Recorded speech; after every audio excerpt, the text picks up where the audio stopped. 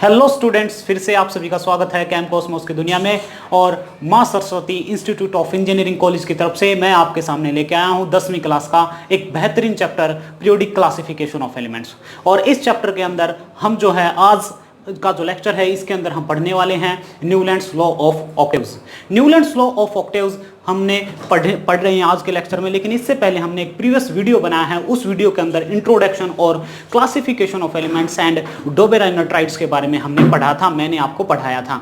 तो अगर जिस भी बच्चे ने वो वीडियो नहीं देखा है तो कृपया करके उस वीडियो को देख ले, ताकि अगर आप उस वीडियो को अच्छी तरह से देखोगे तो ये जो आज का वीडियो है वो अच्छी तरह से आपको समझ में आ जाएगा। तो ज़्यादा टाइम वेस्ट ना करते हुए हम अपने जो है टॉपिक की तरफ जो है बढ़ते हैं। और हमारे टॉपिक का नाम है न्यूलैंड्स लॉ ऑफ ऑक्टेव्स और ये है 10वीं क्लास का chapter periodic classification of elements से। तो John Newlands law of octaves हम पढ़ते हैं। देखो, बहुत सारे साइंटिस्ट है वो आए थे और उन सभी साइंटिस्टों ने एलिमेंट्स को क्लासिफाई किया था, जिसमें पहले हमारा डोबेराइनर साइंटिस्ट थे। और आज जो है हम पढ़ेंगे न्यूलैंड्स साइंटिस्ट थे जिन्होंने एलिमेंट्स को कैसे क्लासिफाई किया और किस बेस पे क्लासिफाई किया, वो चीज़ हम पढ़ेंगे। तो पहली बात है कि साइंटिस्ट का क्या नाम है। साइंटिस्ट का नाम है John Newlands. John Newlands law of octaves. Law of octaves, John Newlands law of octaves जो है हमारे जो है इसका टॉपिक का नाम है। सबसे पहले जॉन न्यूलैंड्स ने एलिमेंट्स को क्लासिफाई किया तो कब किया था, कौन से सन में किया था, तो वो किया था 1866 में। 1866 के अंदर जॉन न्यूलैंड्स ने क्या किया था, एलिमेंट्स को क्लासिफाई किया था। उसके बाद है दूसरा पॉइंट हमारा ये है कि जब जॉन न्यूलैंड्स ने एलिमेंट्स को क्लासिफाई किया तो उस टाइम कितने एलिमेंट्स थे। तो हमारे पास जो एलिमेंट्स थे वो 56 एलिमेंट्स थे। कितने एलिमेंट्स थे? 56 एलिमेंट्स थे। जब डोबेराइनर ने एलिमेंट्स को क्लासिफाई किया था उस टाइम उसके पास एट लीस्ट 30 एलिमेंट्स थे। 30 एलिमेंट्स थे, लेकिन न्यूलैंड्स के पास कितने एलिमेंट्स हैं? उस दौरान 1866 में 56 एलिमेंट्स थे और इन सभी एलिमेंट्स को क्या करना था, एक अरेंजमेंट करनी थी, एक अच्छी अरेंजमेंट करनी थी, जिस अरेंजमेंट के बाद जो आने वाले स्टूडेंट्स है, जो आने वाली जनरेशन है, उसको अच्छी तरह से एलिमेंट्स को समझ सके और उनके क्लासीफाई कर सके, एक ही ग्रुप में एक ही जगह पे अच्छी तरह से पढ़ा जा सके। इसलिए जो है वो क्लासिफिकेशन किया गया था और ये क्लासिफिकेशन अब तक किया, मतलब कि मॉडर्न पीरियोडिक टेबल अभी बन चुकी है। तो ये सारे के सारे साइंटिस्टों ने जो प्रीवियस जो उनके जो एफर्ट्स थे उनके हिसाब से जो है वो सारी चीज़ें हुई हैं। तो ये जो जॉन न्यूलैंड्स उसने 1866 में जो एलिमेंट्स को क्लासिफाई किया और कितने एलिमेंट्स थे? 56 एलिमेंट्स थे। और बाद में एक चीज़ और नोट करेंगे आप कि वो क्या थे, इंग्लिश केमिस्ट थे। क्या थे वो? इंग्लिश केमिस्ट थे।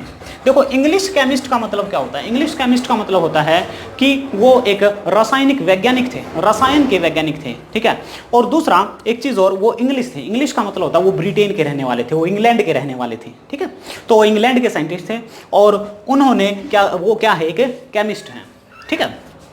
उसके बाद उन्होंने कहा क्या, उन्होंने एलिमेंट्स को क्लासिफाई कैसे किया, वो चीज़ हम समझेंगे। तो according to Newlands law of octaves, according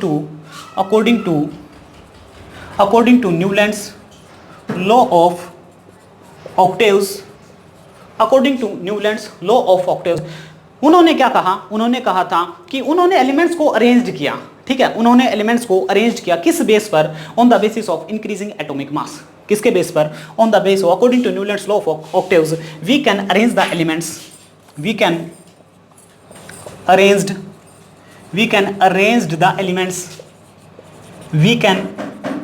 arrange the elements, हम एलिमेंट्स को क्या कर सकते हैं? अरेंज्ड कर सकते हैं। We can arrange the element on the basis of increasing atomic mass, on the basis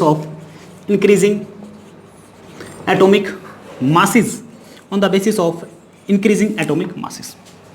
कल भी मैंने प्रीवियस लेक्चर में भी हमने आपको बताया था कि हर एटम का अपना एटॉमिक नंबर होता है और हर एटम का एटॉमिक मास होता है और हर एटम्स के अंदर इलेक्ट्रॉन, प्रोटॉन्स और न्यूट्रॉन्स होते हैं। ये मैंने आपको पहले से ही बता दिया था, ठीक है। तो क्या पढ़ रहे थे, क्या डेफिनेशन है according to Newlands law of octaves.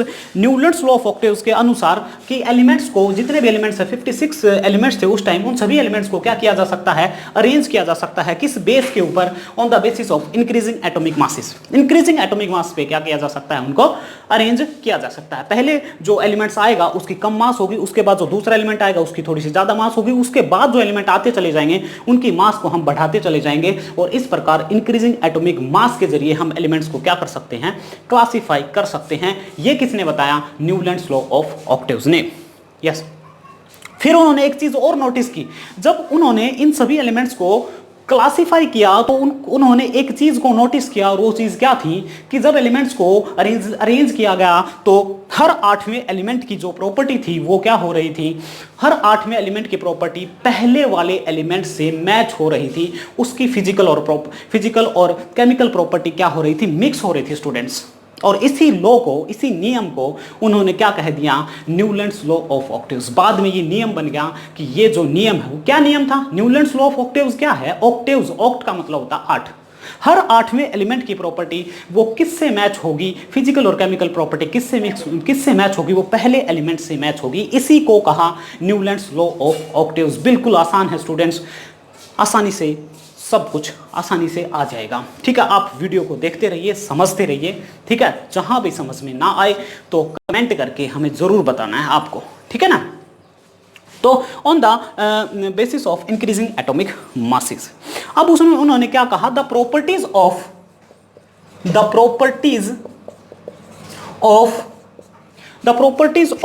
Every eighth elements, the properties of every eighth element, the property of every eighth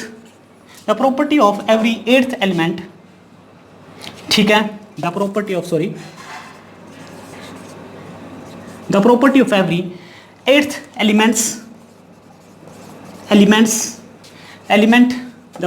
eighth element match with the property of every eighth element match with the first one, and this is the law of octaves. Students ये क्या है, this is the definition for the Newlands law of octaves. आप इसको जो है right कर सकते हैं, अपनी नोटबुक में नोट कर सकते हैं। अगर if anybody is asking to you कि इस प्रकार से कोई क्वेश्चन आ गया एग्जाम में तो क्या है, what was the Newlands law of octaves, then you can write the definition. Such type of definition, such type of means that है एक मेथड, एक तरीका है जिसके अनुसार हम क्या कर सकते हैं, इस डेफिनेशन को लिख सकते हैं, तो उसमें आपको कंप्लीट मार्क्स मिलेंगे। ठीक है भाई, तो ये चीज़ है, तो इसको हम क्या बोलते हैं, न्यूलैंड्स लॉ ऑफ ऑक्टेव्स बोलते हैं। अब ये जो वर्क है, ये हमारे जो न्यूलैंड्स लॉ है, न्यूलैंड्स जो साइंटिस्ट है उन्होंने ये जो काम किया, जो definition the Newlands law of octaves की, और एलिमेंट्स को क्लासीफाई किया जो ऑन द इंक्रीजिंग एटॉमिक मास के बेस पर, तो उनको जो इंग्लैंड के जो वहाँ पे एक जो है अवार्ड दिए जाते हैं, जैसे कि भारत में भारत रत्न दिया जाता है। ठीक है, जैसे कि नोबेल प्राइज दिया जाता है जो है वर्ल्ड लेवल के ऊपर। ठीक है, तो वैसे ही ब्रिटेन का एक क्या है, प्राइज दिया जाता है ब्रिटेन की तरफ से, जो भी वैज्ञानिक विज्ञान के क्षेत्र में, विज्ञान के फील्ड में कुछ अच्छा करता है। ठीक है, तो एक रिवॉल्यूशन लेके आती है, उसकी जो खोज है अगर, तो उसको क्या दिया जाता है, ब्रिटेन की तरफ से एक जो है प्राइज दिया जाता है। तो और उसी को हम बोलते हैं, उसको क्या नाम उसका, awarded, the Newland was awarded by Davy medal by the Royal Society of London. तो उनको कौन सा मेडल मिला, उनको जो है मेडल मिला था उनको मिला था जो है अवार्डेड बाय डेवी मेडल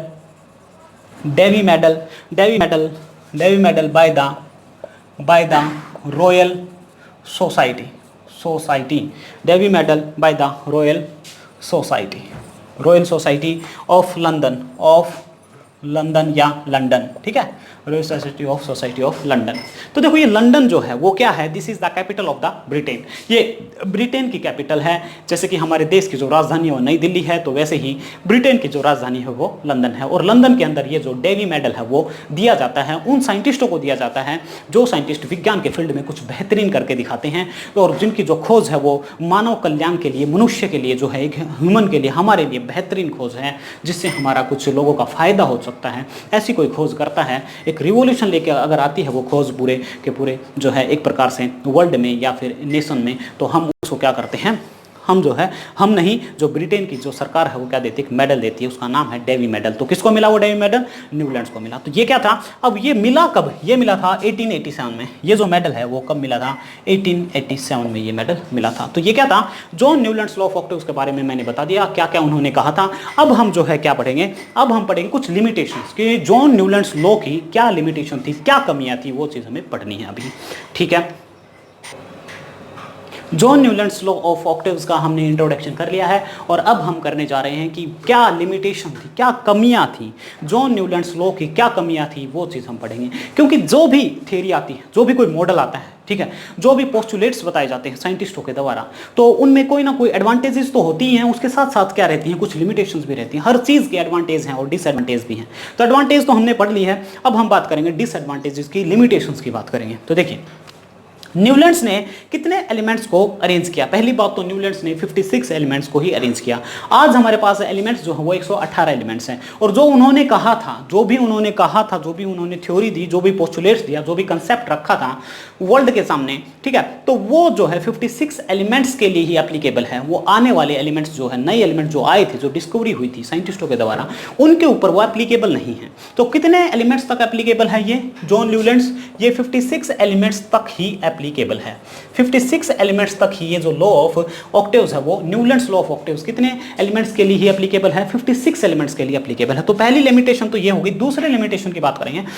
दूसरी लिमिटेशन ये थी कि कोबाल्ट और निकल को जो ना, जैसे कि उन्होंने क्या किया, बहुत सारे कॉलम बनाए। ठीक है, देखो इस प्रकार से अगर एलिमेंट्स को रखते हैं हम, जैसे कि हमने ऐसे रख दिया हाइड्रोजन है, उसके बाद हीलियम, लिथियम, जैसे कि हमने यहाँ पे रख दिया नाइट्रोजन है, ऑक्सीजन है, फ्लोरीन है, नियोन है। ठीक है, अगर इस प्रकार से एलिमेंट को रख दिया हमने, कॉलम में रख दिया, हॉरिजॉन्टल रख दिया एलिमेंट्स को, तो हम कहेंगे कि ये पीरियड बन गया हमारे लिए।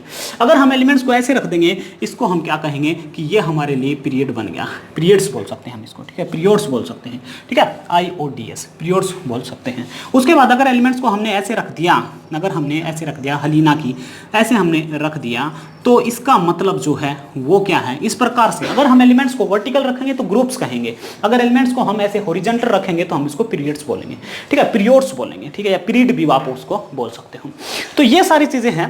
ठीक है, तो क्या हुआ कि हमारे जो न्यूलैंड्स जो साइंटिस्ट हैं, उन्होंने क्या किया, एलिमेंट्स का एक कॉलम बनाया। जैसे कि एक एलिमेंट का ऐसे कॉलम बना दिया, हाइड्रोजन है, उसके बाद फ्लोरीन है, ठीक है, उसके बाद फ्लोरीन के बाद हमारा क्लोरीन है, ठीक है, क्लोरीन के बाद कोबाल्ट और निकल है, कोबाल्ट एंड निकल है, कोबाल्ट एंड निकल है। देखो उन्होंने क्या किया, न्यूलैंड्स ने एक कॉलम बनाया। जब भी एलिमेंट्स को उन्होंने क्लासिफाई किया तो एक कॉलम बनाया, और इस कॉलम के अंदर एक ही जगह पे दो एलिमेंट्स रख दिए उन्होंने। कितने एलिमेंट्स को रख दिया, दो एलिमेंट्स को उन्होंने रख दिया। और एक ही जगह पे दो एलिमेंट्स को रखना क्या है, वो एक प्रकार की लिमिटेशन है, क्योंकि एक जगह पे एक एलिमेंट्स को स्टडी किया जा सकता है। अगर एक ही जगह पे दो एलिमेंट्स रखते हैं तो उसमें क्या आ जाएगी, उसमें एक्यूरेसी नहीं आएगी, उसमें हम फिजिकल केमिकल प्रॉपर्टी को अच्छी तरह से नहीं समझ पाएंगे। ठीक है, पहली बात एक चीज और, एक दूसरी चीज ये भी थी क्या, कि जो कोबाल्ट और निकल की जो प्रॉपर्टी है वो किसके साथ मिलती है, वो प्रॉपर्टी आयरन से मिलती है। लेकिन उसने क्या किया, इन एलिमेंट्स को रखना कहां चाहिए था, आयरन के पास रखना चाहिए था। मैंने क्या कहा था, स्टार्टिंग में ही बताया था, जब हम क्लासिफिकेशन ऑफ एलिमेंट्स करेंगे तो क्या करना है, जिन एलिमेंट्स की प्रॉपर्टी मिलेगी उनको एक कॉलम में रखना है, एक जगह पे रखना है, एक साथ रखना है। लेकिन जिन एलिमेंट्स की प्रॉपर्टी नहीं मिलेगी उनको हम सेपरेट कर देंगे, अलग कर देंगे। ठीक है, लेकिन कोबाल्ट और निकल की प्रॉपर्टी किससे मिलती थी, वो मिलती थी आयरन से, और आयरन को रखा गया दूसरे कॉलम में और कोबाल्ट और निकल को रखा गया अलग। रखना चाहिए था, एक साथ रखना था, एक कॉलम में रखना चाहिए था। तो दूसरी एक चीज मैंने पहले ही आपको बता दिया कि कोबाल्ट और निकल को एक जगह पे नहीं रखा जा सकता, उनके लिए अलग अलग जगह होनी चाहिए थी। कोबाल्ट यहां होना चाहिए था तो यहां निकल होना चाहिए था, एक ही प्लेस पे नहीं रखना था। तो दो चीजें यहां पे हमारे सामने आ रही हैं, क्या कि कोबाल्ट और निकल को एक जगह पे गलत रखा, ये एक लिमिटेशन है। ठीक है, दूसरी लिमिटेशन ये है कि कोबाल्ट और निकल को की प्रॉपर्टी किसके साथ मिल रही थी, आयरन के साथ मिल रही थी स्टूडेंट्स। और उसको रखा कहाँ पे, उसको रखा कोबाल्ट और निकल को के पास आयरन को नहीं रखा, उसको कहीं अलग रख दिया, कोई अलग जगह है, कोई अलग कॉलम के अंदर जो है उसको रख दिया गया। ठीक है, और वो रखा कहाँ पे, वो रखा इन एलिमेंट्स के साथ, जैसे ऑक्सीजन है, सल्फर है, आयरन है और सिलीनियम है।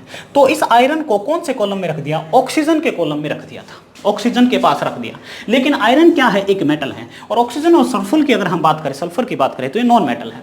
अब ये मेटल्स मेटल के पास रहनी चाहिए, लेकिन रख दिया कहाँ पे, नॉन मेटल्स, नॉन मेटल्स के कॉलम में रख दिया। तो ये बिल्कुल ही गलत था, वो एक प्रकार की लिमिटेशन थी। तो दो लिमिटेशन मैंने आपको बता दी है। पहली बात क्या है कि कोबाल्ट और निकल को एक ही जगह पर रख दिया, रखना चाहिए था अलग अलग जगह पे, एक ही प्लेस में नहीं रख सकते। दूसरा कि कोबाल्ट और निकल की प्रॉपर्टी जो है, फिजिकल प्रॉपर्टी, वो मैच किससे खा रही थी, मैच किससे हो रही थी, आयरन से। लेकिन आयरन और कोबाल्ट और निकल को क्या कर दिया, अलग रख दिया गया था।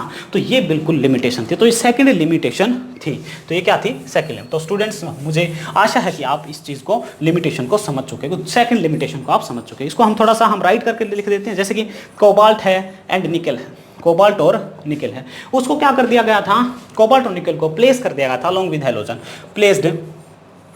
placed along with halogen, placed along with halogen। किसके साथ रख दिया गया था, हैलोजन के पास रख दिया गया था, ठीक है, along with हैलोजन के पास रख दिया गया था। जबकि वाइल, जबकि जो आयरन की जो प्रॉपर्टी है, while the property of iron, iron की जो प्रॉपर्टीज हैं, जो आयरन की प्रॉपर्टीज हैं वो किसके साथ मैच होती हैं, आयरन की प्रॉपर्टी सिमिलर थी। आयरन की प्रॉपर्टी किससे मैच खाती थी, मिलती थी, सिमिलर थी, मैच खा रही थी, सिमिलर थी। किससे सिमिलर थी भाई, वो जो है सिमिलर थी किससे, वो थी सिमिलर कोबाल्ट और निकल से, कोबाल्ट और निकल से सिमिलर थी, ठीक है भाई, कोबाल्ट और निकल से सिमिलर थी। लेकिन रख दिया कहाँ पे, आयरन के पास रखा नहीं, उसको कहाँ रख दिया गया, ऑक्सीजन के पास रखा था। Placed iron along with oxygen and sulphur, placed iron, placed iron with oxygen and sulphur, oxygen and sulphur के पास उसको रख दिया गया, ऑक्सीजन सल्फर के पास रख दिया गया। तो ये क्या थी, this was the second limitations, ठीक है, this was the second limitations. ये चीज़ हो गई। उसके बाद थर्ड लिमिटेशन क्या है, वो चीज़ हमें देख लेंगे। अब हम देखेंगे थर्ड लिमिटेशन। तो थर्ड लिमिटेशन क्या है वो अब हम देख लेते हैं। तो थर्ड लिमिटेशन में क्या हुआ, the property of new elements discovered later did not fit in the Newton law of octaves, ठीक है। नए एलिमेंट्स की जो प्रॉपर्टी है, अब कुछ एलिमेंट्स तो देखो उस टाइम कितने एलिमेंट्स थे, 53 एलिमेंट्स थे। लेकिन 53 एलिमेंट्स के बाद नए एलिमेंट्स की तो खोज हुई, लेकिन उन नए एलिमेंट्स की प्रॉपर्टी किसके फिट नहीं जा रही थी, उन मतलब कि वो जो बताया था, जो न्यूलैंड्स ने जो कंसेप्ट बताया था, उस कंसेप्ट पे फिट नहीं बैठ रही थी वो प्रॉपर्टीज, उन एलिमेंट्स को क्लासीफाई नहीं किया जा रहा था। इस टेबल के अंदर, न्यूलैंड्स की जो टेबल बनाई हुई थी उसके अंदर नए एलिमेंट्स को क्या नहीं किया जा रहा था, उनको फिट नहीं किया जा रहा था, ठीक है। तो ये भी क्या थी, एक लिमिटेशन थी। This was the third limitation. तो क्या लिखेंगे हम, the property of new elements, properties of new elements, the properties of new elements, the properties of new elements, जो नए एलिमेंट्स की जो प्रॉपर्टी है, the properties of new elements discovered letter, discovered later did not fit in the Newland law of octaves, did not fit in the Newland's law of octaves, Newland's law of octaves did not fit in the Newland's law of octaves। देखिए तो students, हमारे पास जो है Newlands की 3 limitation आ गई। पहली limitation क्या थी, कोबाल्ट और निकल को एक जगह पे नहीं रखना चाहिए था। मैं रिवाइज करा देता हूँ। और रख दिया कहाँ पे, उसको जो है आयरन के पास रखना चाहिए था। पहली बात तो एक जगह पे नहीं रखना चाहिए था, कोबाल्ट को अलग जगह देनी चाहिए थी और निकल को अलग जगह मिलनी चाहिए थी, पहली लिमिटेशन। दूसरा, कोबाल्ट और आयरन की प्रॉपर्टी किसके साथ मिल रही थी, कोबाल्ट और निकल की प्रॉपर्टी आयरन के साथ मिल रही थी, लेकिन उसको आयरन के पास नहीं रखा गया। आयरन को कहाँ रखा गया, ऑक्सीजन फैमिली में रखा गया, जो बिल्कुल ही गलत था, जो उसकी लिमिटेशन थी। तीसरा पॉइंट ये था कि जो नए एलिमेंट्स डिस्कवर्ड हुए बाद में, उन एलिमेंट्स, वो जो एलिमेंट फिट नहीं हो रहे थे न्यूलैंड्स लॉ ऑफ ऑक्टेव्स के लिए, वो फिट नहीं हो रहे थे। वहां पे न्यूलैंड्स लॉ ऑफ ऑक्टेव्स क्या हो रहा था, फेल हो रहा था। तो वो सारी चीजें हमने पढ़ ली। तो ये थी जो है, इसकी जो एक टेबल है, न्यूलैंड्स लॉ ऑफ ऑक्टेव्स की टेबल है, वो आप बुक्स में देख सकते हो। वहाँ पे आपको सारे कॉलम वाइज हर एलिमेंट्स 53 एलिमेंट्स मिल जाएंगे। तो ये जो है मैंने इंपॉर्टेंट जो पॉइंट थे न्यूलैंड्स लॉ ऑफ ऑक्टेव्स वो करा दिए हैं। अब हम जो है नेक्स्ट करेंगे और उसमें जो है देखेंगे नेक्स्ट टॉपिक। तो स्टूडेंट्स, हमने जो है अभी न्यूलैंड्स लॉ ऑफ ऑक्टेव्स किया, उसके बाद हमने जो है limitation of Newlands law of octaves को कर लिया, अच्छी तरह से हमने कर लिया है। एक चीज़ और, जब भी मैं राइट कर लेता हूँ तो आप है ना स्क्रीनशॉट जरूर ले लिया करो। क्योंकि स्क्रीनशॉट लोगे तो अच्छा रहेगा आपके लिए, वो बाद में आप उसको स्टडी भी कर सकते हो, नोट्स भी बना सकते हो, ठीक है। और जो भी मैं आपको पढ़ा रहा हूँ वो सारा का सारा एनसीईआरटी की जो बुक है उसके अंदर से ही पढ़ा रहा हूँ, ठीक है। एनसीईआरटी की बुक्स है और एचबीएससी बोर्ड का जो भी सिलेबस है उसके अंदर से हम पढ़ा रहे हैं आपको, तो जो है इसको आसानी से आप उसमें से इंपॉर्टेंट पॉइंट्स ही आपको नोट करा रहे हैं, तो वो सारी चीज़ें हमें देखनी है, ठीक है। तो याद रखना कि आप जो है ये जरूर ले लिया करो, स्क्रीनशॉट ले लिया करो। मैं आपके लिए जो भी है 10 या 5 सेकंड के लिए रुक सकता हूँ, आप जो उसका आराम से स्क्रीनशॉट ले सकते हो, उसमें ज़्यादा टाइम भी नहीं लगता है। तो अब हम बात करेंगे मेंडलीव पीरियोडिक टेबल। न्यूलैंड के बाद हमारे सेकंड जो साइंटिस्ट आए, सेकंड नहीं कहूँगा मैं, उसके बाद जो साइंटिस्ट आए, नेक्स्ट साइंटिस्ट जो आए, उनका क्या नाम है, मेंडलीव, ठीक है। मेंडलीव जो है उनके, मेंडलीव साइंटिस्ट है और मेंडलीव की पीरियोडिक टेबल है, तो हम बस उसके बारे में पढ़ेंगे। उन्होंने क्या क्या बताया, क्या पोस्टुलेट्स दिए, कैसे एलिमेंट्स को उन्होंने क्लासिफाई किया, तो वो सारी चीज़ें हमें डिटेल्स में पढ़नी है, बहुत इंपॉर्टेंट, इन अ ब्रीफ में पढ़ना है, अच्छा पढ़ना, क्वालिटी के साथ पढ़ना है, ठीक है। तो देखते हैं, तो सबसे पहले जो है उनका नाम क्या है, उनका नाम है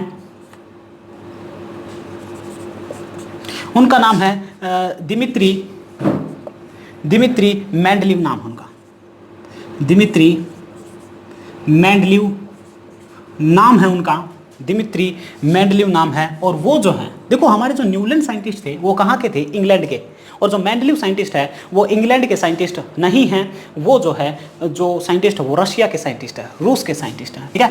तो रशिया जो है वो साइंटिस्ट है, रशिया के क्या है, वो केमिस्ट है। देखो केमिस्ट्री की बात चल रही है तो केमिस्ट आएगा, ठीक है ना, केमिस्ट की बात चल रही है, केमिस्ट्री की बात चालू है, केमिस्ट्री की बात हम कर रहे हैं, केमिस्ट्री में स्टडी कर रहे हैं, तो साइंटिस्ट भी क्या होंगे, केमिस्ट होंगे, ठीक है, रशियन केमिस्ट। तो पहली बात नोट कर लीजिए कि इनका नाम क्या है, फुल नेम क्या है, दिमित्री मेंडलीव है, और वो क्या है, रूस के साइंटिस्ट है, रशियन साइंटिस्ट है, ठीक है, रूस के। आपको यह भी पता होगा कि इस वर्ल्ड का सबसे बड़ा जो देश है क्षेत्रफल के हिसाब से, एरिया के हिसाब से, कौन सा है, रूस है, ठीक है। तो जनरल नॉलेज है वो भी आप देखते रहिए, थोड़ा सा मतलब थोड़ी नॉलेज होनी चाहिए इन चीज़ों के बारे में भी, ठीक है। उसके बाद है टोटल, अब जो है वो उन्होंने स्टडी की है, कहाँ से स्टडी की है, देखो आप स्टडी कर रहे हो मां सरस्वती इंस्टीट्यूट ऑफ टेक्नोलॉजी जो है कॉलेज से आप स्टडी कर रहे हो, ठीक है, बहुत सारे बच्चे वहाँ पे पढ़ रहे हैं, तो वो उन्होंने भी तो स्टडी की है, ठीक है। तो स्टडी कहाँ से की है उन्होंने, पीटर्सबर्ग, ठीक है भाई। तो उन्होंने जो है पीटर्सबर्ग यूनिवर्सिटी से की है, कहाँ से की है, पीटर्सबर्ग जो है यूनिवर्सिटी से उन्होंने जो है क्या की है, यूनिवर्सिटी, पीटर्सबर्ग यूनिवर्सिटी से उन्होंने स्टडी की है, ठीक है। तो उन्होंने कहाँ से जो है स्टडी की है, Petersburg, Peters ERS, Petersburg university से, PETERSBURG, तो यहाँ से उन्होंने स्टडी की है। उस टाइम कितने एलिमेंट्स थे, जब न्यूलैंड ने क्या किया था, जब न्यूलैंड एलिमेंट्स को क्लासिफाई कर रहे थे उस टाइम साइंटिस्ट कितने थे, 53 थे। लेकिन उसके बाद जब मेंडलीव जो क्या कर रहे थे, एलिमेंट्स को क्लासिफाई कर रहे थे, तो उस टाइम एलिमेंट्स कितने थे, 63 एलिमेंट्स थे। कितने एलिमेंट्स थे भाई उस टाइम, 63 एलिमेंट्स थे। तो उस टाइम जो है वो 63 एलिमेंट्स थे, ठीक है। उसके बाद है उन्होंने एलिमेंट्स को क्लासिफाई किया, तो कैसे क्लासिफाई किया उन्होंने एलिमेंट्स को, एक बेस तो मानो, कोई आधार तो होगा एलिमेंट्स को क्लासिफाई करने का। तो देखो डोबेराइनर की बात करें, चाहे न्यूलैंड की बात करें, चाहे मेंडलीव की बात करें, उन सभी ने, ऑल द साइंटिस्ट, जितने भी साइंटिस्ट थे, उन्होंने क्या किया था, एलिमेंट्स को क्लासिफाई किया था on the basis of the atomic masses, ठीक है, atomic masses of the elements, on the increasing order of the atomic masses, ठीक है। तो उन्होंने एलिमेंट्स को कैसे क्लासिफाई किया था, on the increasing order of atomic masses, on the increasing order of atomic masses, increasing order of atomic masses पे उन्होंने क्या किया था, एलिमेंट्स को क्लासिफाई किया था।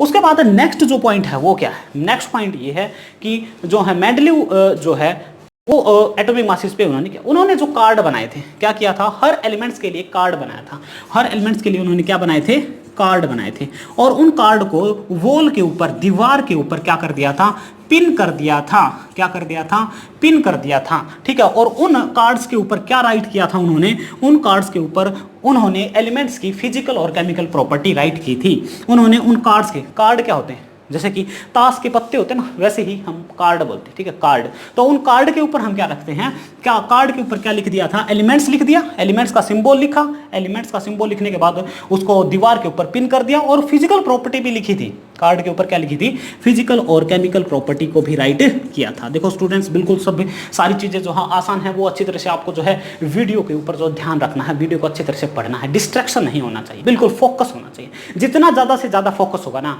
उतना ही ज़्यादा चीज़ें समझती आती रहेंगी। डिस्ट्रक्शन होगा, डिस्टर्बेंस होगा ब्रेन में तो आप चीज़ों को नहीं समझ पाओगे। एक तो वो प्रेशर मत लेना, स्टडी को प्रेशर मत लो, प्रेशर लोगे ना तो दिक्कत हो जाएगी, प्रॉब्लम बन जाएगी। ठीक है, एक तो स्टडी को ना खेल खेल में करो, ठीक है, आसान होनी चाहिए, दिमाग में एक ही चीज़ आनी चाहिए कि पढ़ाई जो है वो आसान है। चाहे आप 3 घंटे ही पढ़ो, लेकिन जब भी पढ़ रहे हो, जब भी आप चाहे 1 घंटा पढ़ रहे हो तो आपको बिल्कुल फोकस करना है, 100% फोकस करना है। डिस्ट्रैक्शन नहीं चाहिए, किसी से के बारे में सोचना नहीं है, एक ही चीज़ सोचनी है कि हम क्या पढ़ रहे हैं, क्लासिफिकेशन ऑफ एलिमेंट्स पढ़ रहे हैं, बस ये चीज़ें आपको ध्यान में रखनी है। तो कार्ड के ऊपर क्या लिख देंगे हम, जो है फिजिकल एंड केमिकल प्रॉपर्टी लिख दी थी उन्होंने, physical and chemical property right की थी उन्होंने, केमिकल प्रॉपर्टीज राइट कर दी थी। ठीक है, प्रॉपर्टीज राइट की थी, फिजिकल और केमिकल प्रॉपर्टीज राइट कर दी थी। ठीक है, ठीक है। अब देखो एक चीज समझ में आई, उन्होंने एक नोटिस किया। देखो एलिमेंट्स को जब क्लासिफाई किया मेंडलीव साइंटिस्ट ने, तो उन्होंने एक जो है प्रकार से एक जो बात, एक प्रकार का एक जो तरीका उनके सामने आया, एक चीज ऑब्जर्वेशन कहेंगे हम, एक ऑब्जर्वेशन किया उन्होंने। क्या ऑब्जर्वेशन किया उन्होंने कि जब वो एलिमेंट्स को क्लासिफाई कर रहे थे तो कुछ इंटरवल के बाद, आफ्टर सम